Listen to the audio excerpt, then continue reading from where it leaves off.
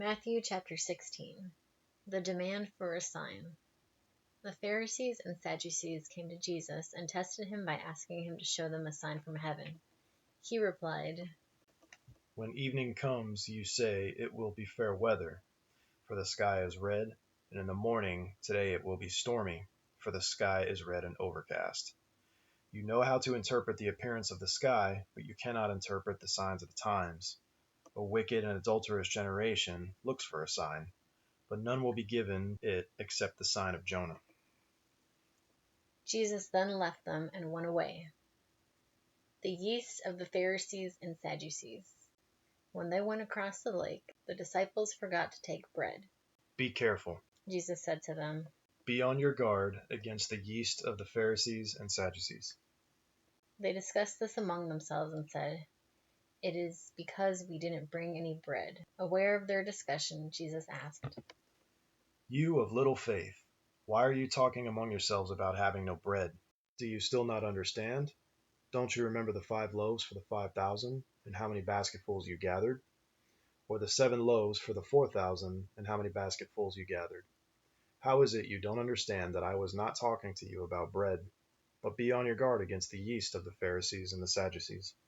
Then they understood that he was not telling them to guard against the yeast used in bread, but against the teaching of the Pharisees and Sadducees.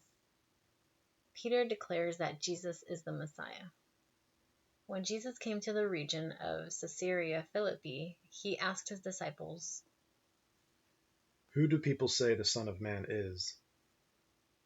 They replied, Some say John the Baptist, others say Elijah, and still others Jeremiah or one of the prophets.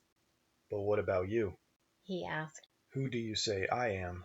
Simon Peter answered, You are the Messiah, the Son of the living God. Jesus replied, Blessed are you, Simon, son of Jonah, for this was not revealed to you by flesh and blood, but by my Father in heaven.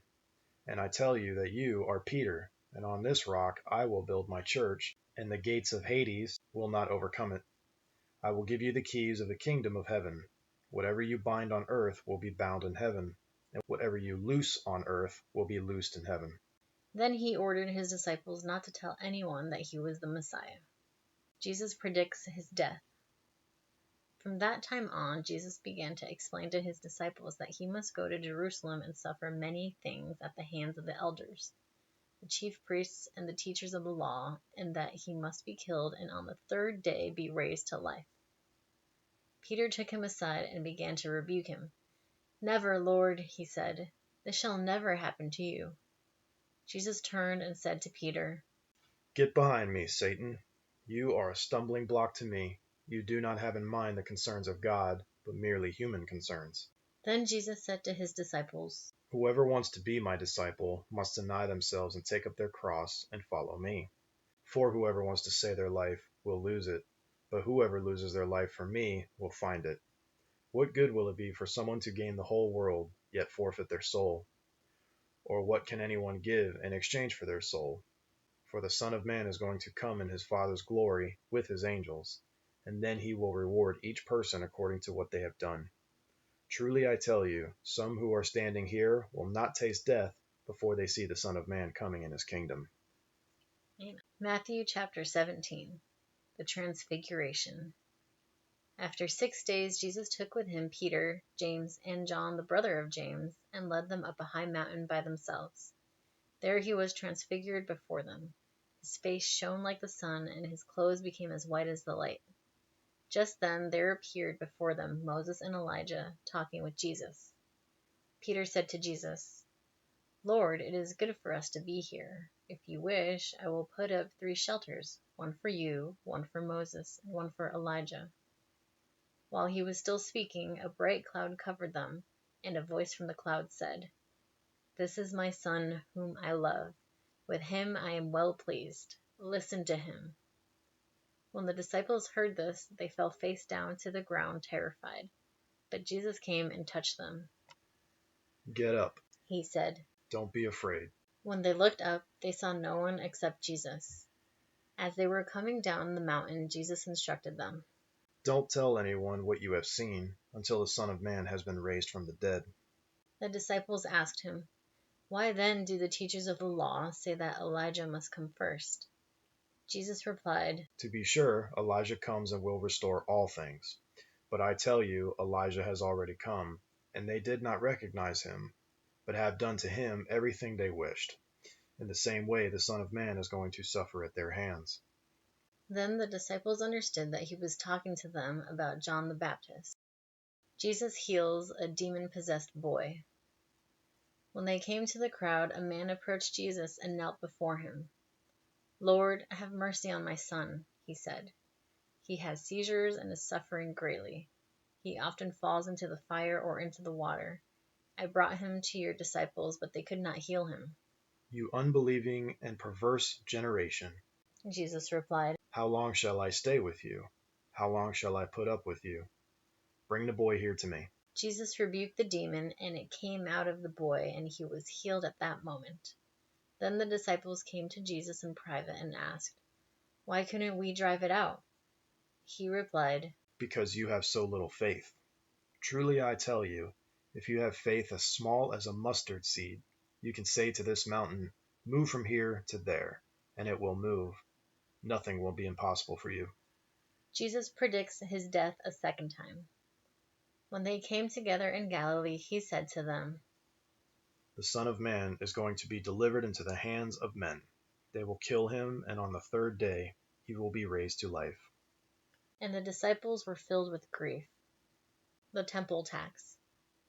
After Jesus and his disciples arrived in Capernaum, the collectors of the 2 drachma temple tax came to Peter and asked, "Doesn't your teacher pay the temple tax?"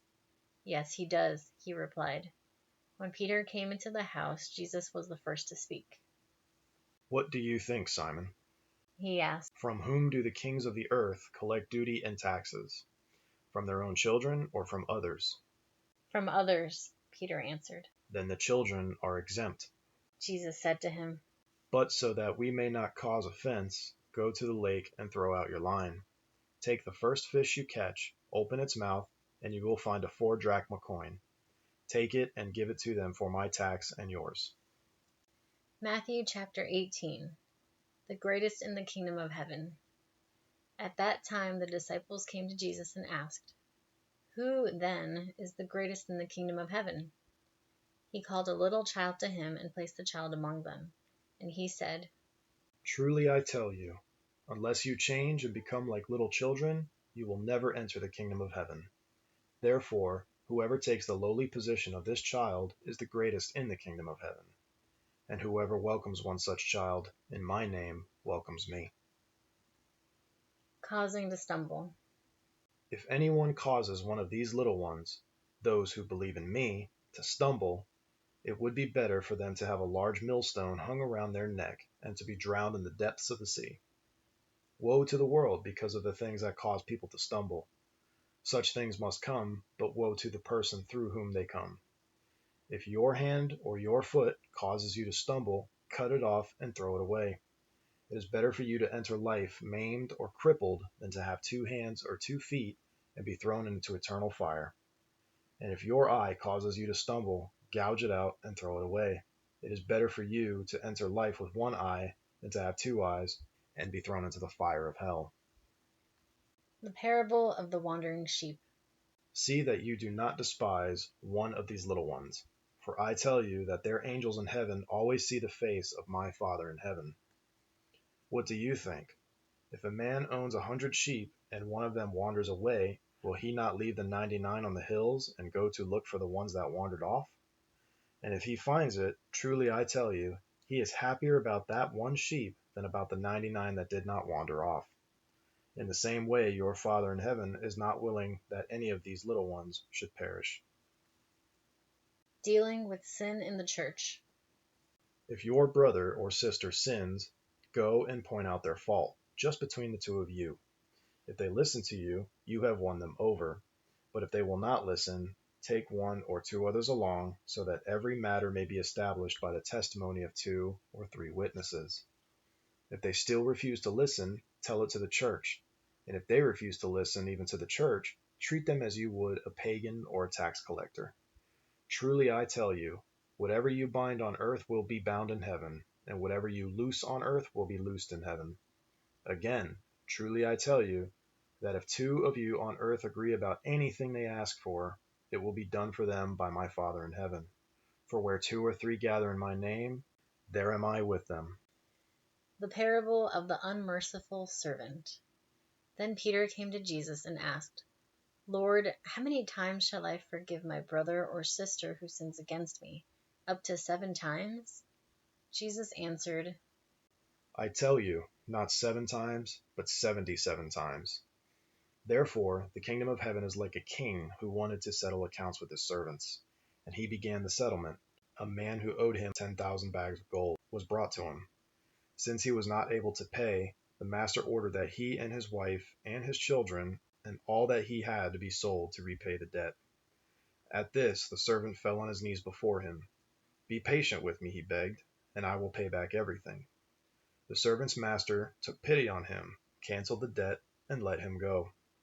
But when that servant went out, he found one of his fellow servants who owed him 100 silver coins. He grabbed him and began to choke him. Pay back what you owe me, he demanded. His fellow servant fell to his knees and begged him, Be patient with me, and I will pay it back. But he refused. Instead, he went off and had the man thrown into prison until he could pay the debt. When the other servants saw what had happened, they were outraged and went and told their master everything that had happened. Then the master called the servant in. You wicked servant, he said, I canceled all that debt of yours because you begged me to. Shouldn't you have had mercy on your fellow servant just as I had on you? In anger, his master handed him over to the jailers to be tortured until he should pay back all he owed. This is how my heavenly Father will treat each of you unless you forgive your brother or sister from your heart.